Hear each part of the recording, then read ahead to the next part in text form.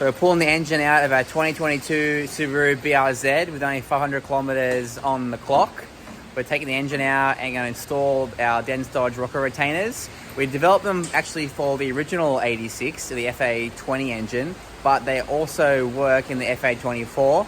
And no, the spring recoil didn't fix the original 86, and the rockers are still floating in the current generation FA24.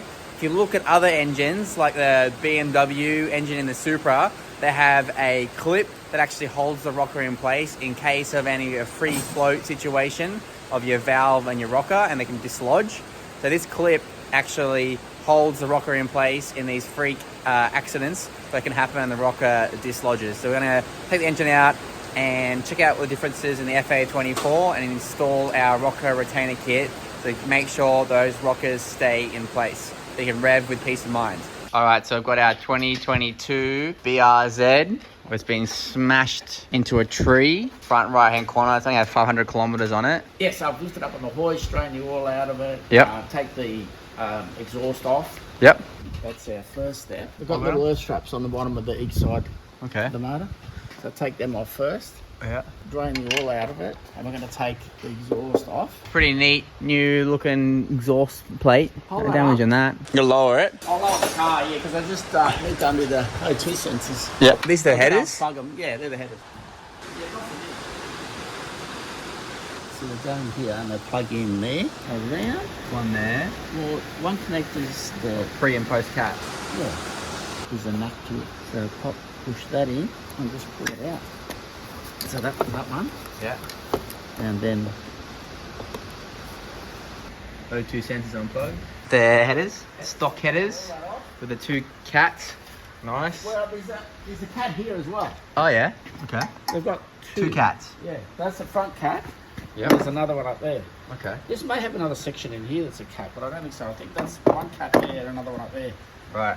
That's the pre-cat one. Oh, sorry, that's pre-cat. That's the front. Let's look this way. Oh yeah, that's the rear. pre-cat. Yeah. That's pre-cat. That's post-cat. But because it's had a bit of a hit here, it may have actually just, it hasn't cracked it, but it may have moved that case a little bit. So it's kind of one of those where they do leak there, and they leak here, just in this spot here where all the cases join. So you've got the timing case, Yeah. the cylinder head, Yeah. and the cam box.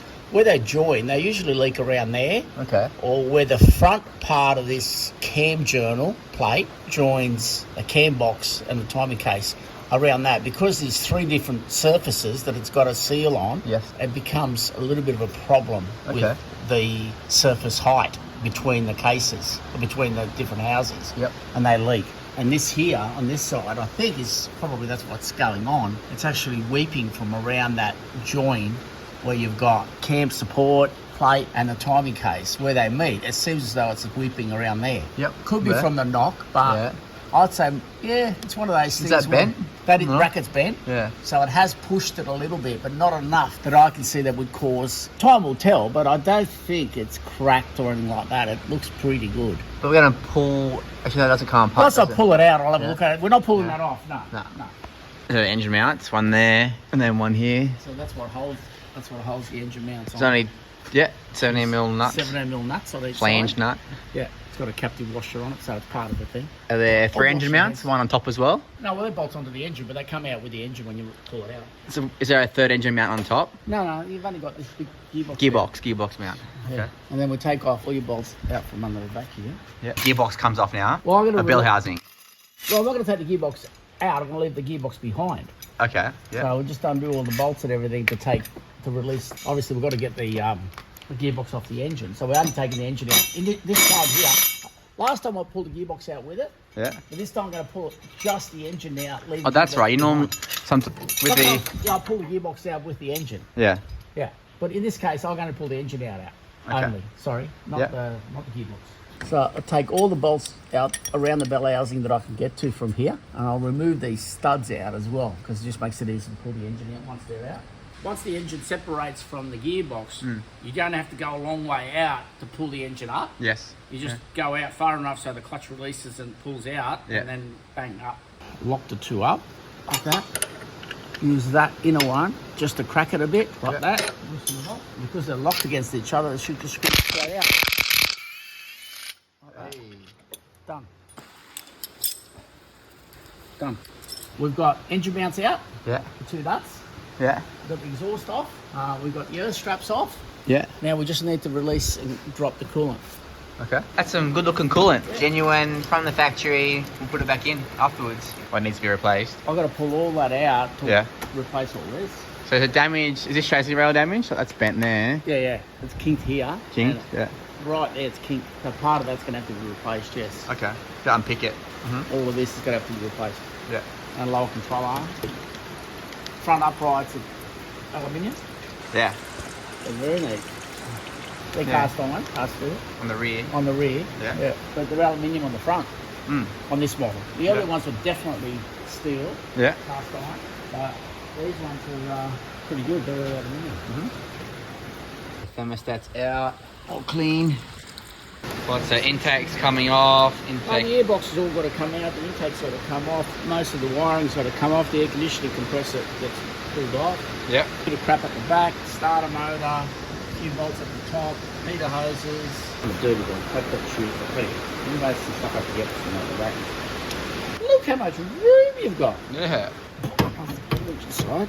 Battery. First thing you do. First thing. Alternator.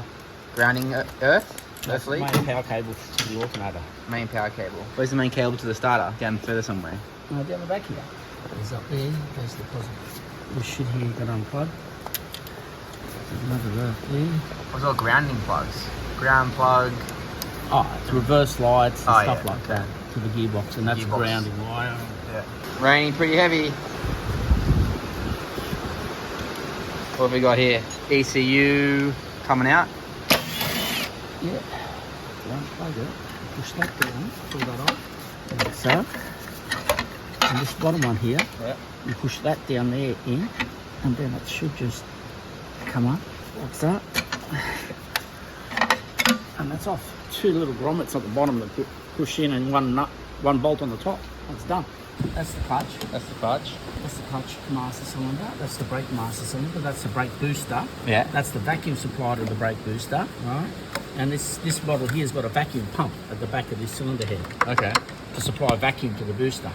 Even though it's not turbocharged. Yeah, Normally it's it's only still got- turbocharged cars that have that. Yeah, this has actually got its own vacuum Okay. pump as well. That harness there is for the ECU from the main harness. We'll jam that in there. This one here will come with the engine, so we need to probably strap that to there somewhere. Yeah. So it doesn't get in the way when we're pulling it out. And at the back there, apart from the heater hoses, everything is off. Serpentine belt. Why does a serpentine belt need to come off? Wouldn't it be all part of the engine? If you all come out in one? Well, I've got that air conditioning compressor off, and I don't want to degas it. Ah, okay.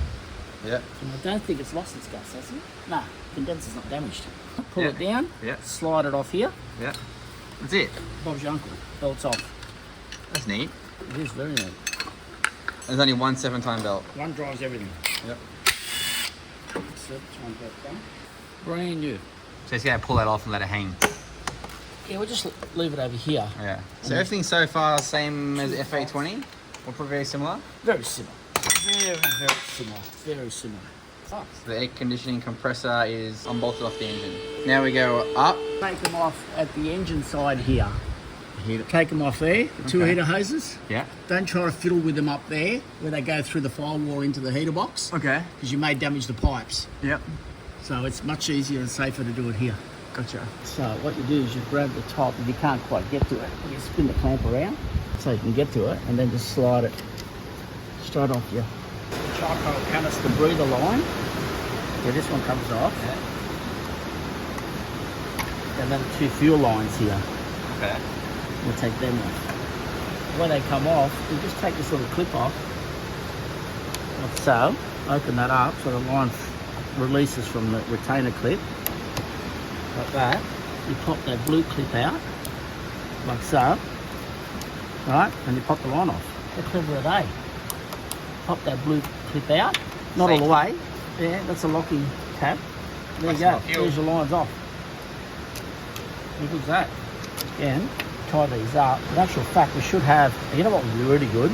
So? Make a little device that's got 2 ends like that on it, and then you just clip it in. So it blocks the fuel lines. Blocks the fuel lines up so in time when you because otherwise they're exposed.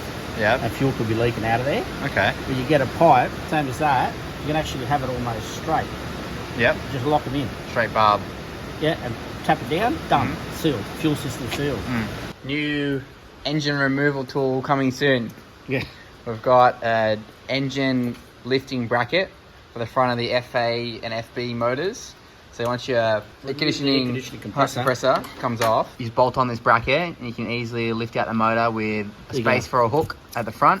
And there's already the space at the back for the hook there. Perfect, there you go. And then you don't have to use any kind of seatbelt wraparound arrangement. Well, you still need a seatbelt. You do? Yeah, but this gives you the ability to Hook it through. hook it through. Cardboard isn't strong enough. You've got to wrap it around that back hook. Idler pulley. Idler pulley. Yeah.